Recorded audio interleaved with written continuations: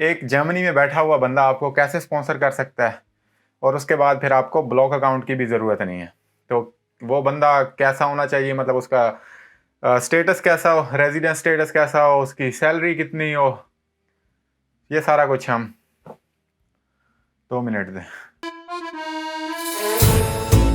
जी। तो हम यही देखेंगे कि जो बंदा आपको स्पॉन्सर करने जा रहा है, क्या वो जर्मनी में उसके पास परमानेंट रेजिडेंस हो या वो यहाँ का नेशनल हो, और उसकी सैलरी कितनी हो, एंड आल्सो ये भी कि वो आपका रिश्तेदार हो या नॉन ब्लड रिलेशन भी चल जाएगा, और कौन से डॉक्यूमेंट्स रिक्वायर्ड होते हैं जो कि उन्होंने वहाँ सबमिट करने होते हैं, जिसके बाद उन्हें स्पॉन्सर लेटर मिलता है, फिर वो आपको भेजते हैं, और फिर आप उस वो एम्बेसी में शो करा के ब्लॉक अकाउंट से एग्जाम्प्ट हो जाते हो, ब्लॉक अकाउंट की आपको ज़रूरत नहीं होती। और ये जो स्पॉन्सर लेटर होता है, ये आपकी स्टडी के लिए भी काम करता है, जॉब सर्च पे आ रहे हैं तब भी ये यूज़फुल है। अगर अपनी फैमिली यहाँ पे बैठा हुआ कोई बंदा अपनी फैमिली को बुलाना चाहे, कोई मेंबर जो है वो विजिट के लिए यहाँ आना चाहे, तो ये उसके लिए भी काम आता है। उसके बाद फिर आपको ब्लॉक अकाउंट की ज़रूरत नहीं रहती, मतलब वो बंदा कह रहा होता है कि मैं इसकी रिस्पॉन्सिबिलिटी ले रहा हूँ, जो भी इसके खर्चे होंगे वो मेरी जिम्मेदारी है। और ये भी बात इंपॉर्टेंट कि उस बंदे को कोई पैसे जमा नहीं कराने होते, सिर्फ वो जिम्मेदारी ले रहा है कि ठीक है मेरे पास फाइनेंशियल मीन्स है, मेरे पास सारा कुछ है और मैं इसको स्पॉन्सर कर रहा हूँ, तो उसको कहीं पैसे सबमिट नहीं कराने या जमा नहीं कराने जिस तरह आपको ब्लॉक अकाउंट में करवाने होते हैं, बस उसे जिम्मेदारी लेनी है। इन सारी बातों के हम जवाब देखते हैं, लेकिन उससे पहले जरा हम एक ऑफिशियल वेबसाइट पे जाते हैं और वहां पे जो इंपॉर्टेंट इन्फॉर्मेशन है वो ले लेते हैं, और बाकी सवालों के जवाब हम आखिर में देख लेते हैं। तो सबसे पहले आएंगे आप जरा गूगल शरीफ पे,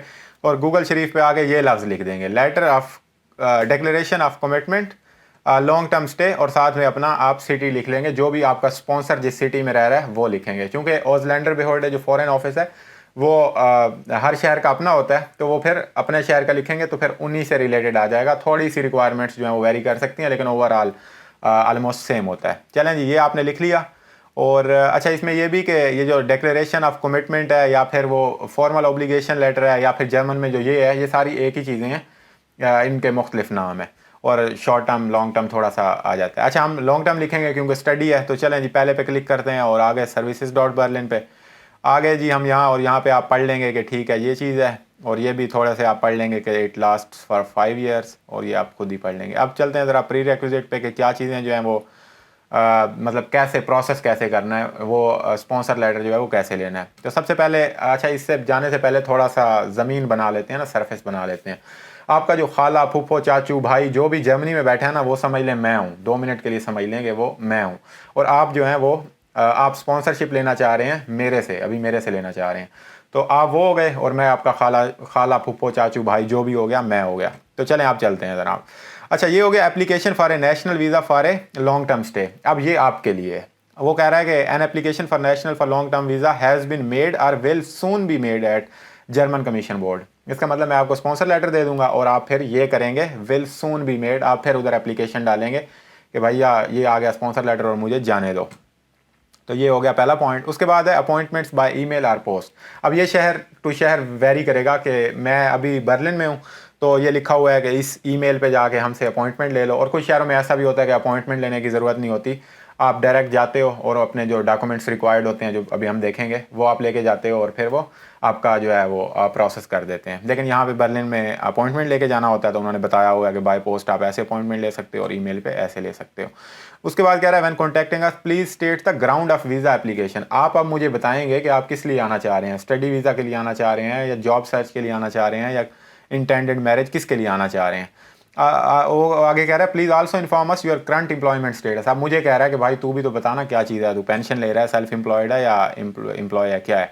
उसके बाद कहता है कि हम ये सारी चीज़ें देखेंगे, आपकी क्रेडिट वर्थनेस मेरी देखेंगे कि बंदा वाकई कैपेबल है या नहीं। वो कैसे देखेंगे, ये देखें। You need to be in financial position, अब मेरे पास पैसा होना चाहिए वो कह रहा है। Amount of monthly minimum depends on your marital status. अब तक सैलरी कितनी होनी चाहिए मेरी, वो डिपेंड करता है कि मैं शादीशुदा हूँ या मेरे ऊपर जिम्मेदारियाँ कितनी हैं और ओब्लिगेशंस कितनी हैं। तो ये सारा अब बर्लिन के लिहाज से ये देखें, अब उसने सैलरी की लिमिट भी बता दी है। अब ये शहर टू शहर वेरी भी कर सकती है। अब उस वो कह रहा है विजिट ए लैंग्वेज कोर्स या स्कूल के लिए आपको इतने पैसे चाहिए विदाउट एनी मेंटेनेंस ओब्लिगेशन। अगर मेंटेनेंस ओब्लिगेशन नहीं है, मेरे बच्चे मैरिटल स्टेटस वो वाला सीन नहीं है, तो फिर मेरी तनख्वाह जो है इतनी होनी चाहिए। और साथ में ये भी देखें नेट इनकम लिखा हुआ है यहाँ पे। नेट इनकम का मतलब एक नेट इनकम होती है और एक ग्रॉस इनकम होती है। ग्रॉस इनकम ज़्यादा होती है और उसमें से फिर टैक्स कटता है, कंट्रीब्यूशंस कटती हैं, और उसके बाद फिर जो मुझे मिलते हैं वो होते हैं नेट इनकम। तो मेरी जो नेट इनकम है वो कह रहा है आपके पास इतने पैसे होने चाहिए माहाना, 2410 यूरो। अगर मेरे वो मेंटेनेंस ऑब्लिगेशन नहीं है। लेकिन अगर हैं तो एक पर्सन के लिए, अगर एक पर्सन की मेंटेनेंस ऑब्लिगेशन है तो फिर मेरी इतनी सैलरी होनी चाहिए, और अगर 2 के लिए है तो फिर इतनी सैलरी होनी चाहिए, क्योंकि वो नहीं चाहते कि आपके आने से मेरी फैमिली या मेरे जो लिविंग स्टैंडर्ड है उस पर कोई असर पड़े। तो वो देखते हैं कि इसकी फाइनेंशियल सिचुएशन जो है वो सही है, और इसकी वजह और इसकी जो अपनी फैमिली है, जो अपना सीन चल रहा है, वो मुतासर ना हो किसी और बंदे के आने की वजह से। तो ये हो गया। और अगर स्टडी के लिए आना चाह रहा है या वोकेशनल ट्रेनिंग के लिए तो फिर ये लिमिट लिखी हुई है, और अगर जॉब सर्च के लिए आना चाह रहा है या वेडिंग के लिए तो फिर ये लिमिट लिखी हुई है, और साथ में ये भी कि अगर उसकी मेंटेनेंस ऑब्लिगेशन एक पर्सन के लिए है या 2 पर्सन के लिए। अब ये देखें जी, डॉक्यूमेंट्स रिक्वायर्ड, कौन से डॉक्यूमेंट चाहिए होंगे। तो सबसे पहले तो मेरा पासपोर्ट या मेरी जर्मन कार्ड जो है वो चाहिए। उसके बाद आप मुझे सेंड करेंगे पासपोर्ट कापी, और मैं वो भी साथ लेके जाऊँगा कि भैया ये बंदा है, इसके लिए मैं ये खज्जल ख्वारी कर रहा हूँ। तो आगे information about marital status and existing, और मेरा जो मैरिटल स्टेटस है और मेरे खर्चे कितने हैं और मेंटेनेंस ऑब्लिगेशंस कितनी है उसका रिकॉर्ड भी उनको देना है। और साथ में प्रूफ ऑफ क्रेडिटनेस। अब ये देखें, last 6 proofs of net income और एम्प्लॉयमेंट कॉन्ट्रैक्ट, वो भी मैंने लेके जाना है कि ये मेरे लास्ट 6 मंथ की जो है वो बैंक में इतने पैसे आ रहे हैं, और साथ में ये मेरा कॉन्ट्रैक्ट है जो मुझे एम्प्लॉयर इतने पैसे दे रहा है, और साथ में ये फॉर्म भी लिखा हुआ है। और फॉर्म ये आप यहाँ से डाउनलोड कर लेंगे, इधर पड़ा है, मतलब जो बंदा आपका, मैं जहाँ बैठा हूँ मैं डाउनलोड करके ये ले जाऊँगा। उसके बाद प्रूफ ऑफ मेन रेजिडेंस, और साथ में मेरी इन मेल्डंगी के वाकई मैं बर्लिन में ही रह रहा हूँ और इसी ऑफिस में मैं दरख्वास्त दायर कर रहा हूँ। और मोर डॉक्यूमेंट्स वो कह रहा है कि इंडिविजुअल केसेस में मोर डॉक्यूमेंट्स भी। और इसकी फ़ीस देखें यहाँ पे तो 29 यूरो मैं पे करूँगा जाने के बाद इस सारे केस को प्रोसेस, और एवरेज टाइम टू प्रोसेस कहता है as a rule is made by prior appointment, और साथ में ये मोर इन्फॉर्मेशन आप सिटी टू सिटी देख लेंगे। तो ये तो हो गई सारी डिटेल्स जो हमने इनके ऑफिशियल पोर्टल से देख ली। अच्छा, इस पोर्टल से आपको सैलरी वगैरह की भी इन्फॉर्मेशन मिल गई, डॉक्यूमेंट्स रिक्वायर्ड की भी इन्फॉर्मेशन मिल गई, और भी काफ़ी सारी इन्फॉर्मेशन मिल गई, और प्रोसीजर भी पता चल गया। लेकिन आप यहाँ वहाँ पे देखें तो उस पोर्टल पे ऐसा वहाँ कहीं मेंशन नहीं था कि वो आपका रिलेटिव होना चाहिए या आपका रिलेटिव नहीं होना चाहिए।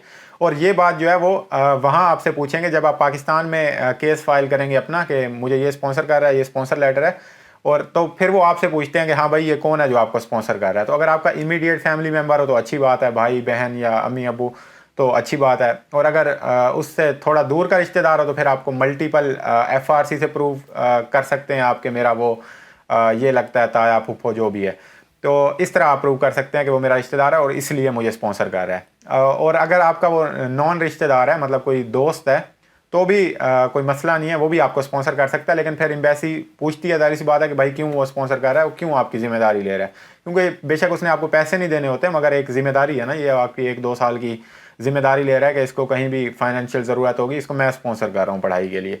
तो फिर वो पूछते हैं हाँ भाई क्यों ये कर रहा है, तो फिर आपके पास कोई अच्छी सी वजह होनी चाहिए या कोई अच्छी सी स्टोरी होनी चाहिए कि इसलिए जो है वो मुझे स्पॉन्सर कर रहा है, तो वो भी एक्सेप्टेबल है। और अब बात करते हैं कि वो क्या वो उसके पास PR होनी चाहिए या वो नेशनल होना चाहिए। तो नेशनल होना लाजमी नहीं है, अगर उसके पास PR है तो भी चलेगा।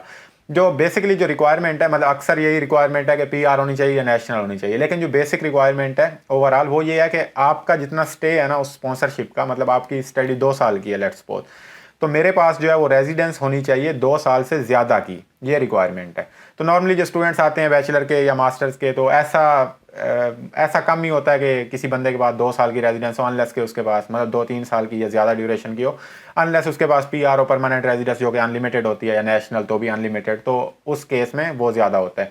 एंड आल्सो ये थोड़ी सी पॉलिसी ऑजलैंडर बिहोर्डे फॉरेन ऑफिस पे भी डिपेंड करता है। तो ओवरऑल आप यही समझ लेंगे उसके पास PR होनी चाहिए या फिर नेशनल, वो यहाँ का नेशनल हो। अच्छा, और इसमें एक ये भी बात कि आपका स्पॉन्सर अगर किसी सिटी में रह रहा है, फॉर एग्जांपल बर्लिन में रह रहा है, और आपकी जो यूनिवर्सिटी है वो किसी और स्टेट में है या किसी और कोने पे है जर्मनी के, तो भी कोई मसला नहीं है। ऐसा नहीं है कि आपने आना है उस स्पॉन्सर के घर में रहना है, या ऐसा कोई सीन नहीं है। वो बस आपको स्पॉन्सर कर रहा है, आपकी जिम्मेदारी ले रहा है कि ठीक है ये बंदा आएगा और इसको मैं स्पॉन्सर कर रहा हूँ, और ये लायबिलिटी है, मेरी जिम्मेदारी है ये।